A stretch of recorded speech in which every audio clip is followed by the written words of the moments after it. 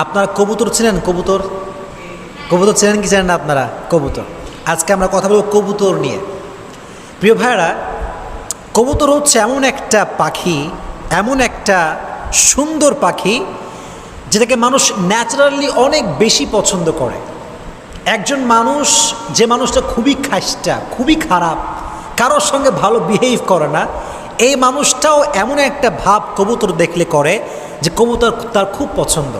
আমি গত কয়েকদিন আগে ওমরায় গিয়েছিলাম, তো আমি মদিনা যখন গিয়েছিলাম, মদিনাতে জাস্ট এন্ট্রান্সেই, মানে আপনি যখন এন্ট্রি নেবেন, প্রবেশ করবেন, তার পূর্বেই সুন্দর একটা কবুতর চত্বর আছে, বিশাল বড় চত্বর, এত কবুতর দেখলে মনটা জুড়িয়ে যায়।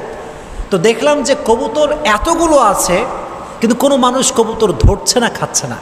আমি ভাবলাম, হায় রে হায় হায়, ये अगर बांग्लादेश में होता तो क्या होता। হ্যাঁ, আজীব ব্যাপার। মদিনা চত্বরে এতগুলো কবুতর, কেউ খায় না, কেউ ধরে না, বরং আরও বেশি খাওয়ায় সবাই, মেহমান মনে করে, আদর আপ্যায়ন করে, সুন্দর করে খাওয়ায় সবাই। এত সুন্দর সুন্দর কবুতর ওখানে আছে। আবার কাবার পাশে ক্লক টাওয়ারের পাশে বিশাল বড় কবুতর চত্বরটা মদিনার চাইতে আরও বড়। ওখানে আমি গিয়েছি, কবুতরদের খাবার দিয়েছি, ভিডিও করেছি, দেখেছি।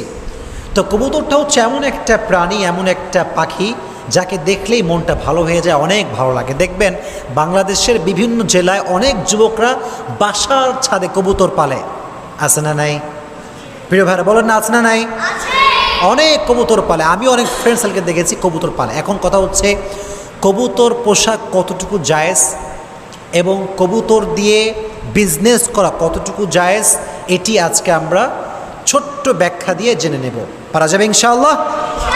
আচ্ছা, প্রথমে একটি বিষয় বুঝতে হবে, কবুতর আমরা এত পছন্দ করি, কিন্তু কবুতরকে রসুল বলেছেন শয়তান। রসুল বলেছে কি? শয়তান। আপনি অবাক হবেন, আরে কবুতর এত পছন্দের আমাদের পাখি, রসুল কবুতরকে শয়তান কেন বলেছেন? হাদিসে আছে, রসুল বলেছেন কবুতর হচ্ছে শয়তান। এটার একটা ব্যাখ্যা আছে। আগে আমরা জানি যে কবুতর পোষা কতটুকু জায়েজ। প্রথমে বলছে এই কথা যে কবুতর পোষা এটা সম্পূর্ণরূপে জায়েজ, এবং কবুতর দিয়ে বিজনেস করা হালাল ওয়েতে এটা জায়েজ।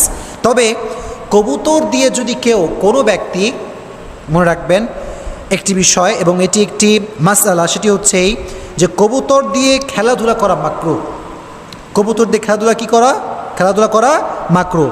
আর যদি কবুতর দিয়ে কেউ লটারি উড়ায়, মানে লটারি করে কবুতরের মাধ্যমে, তাহলে তার সাক্ষ্য গ্রহণ করা হবে না।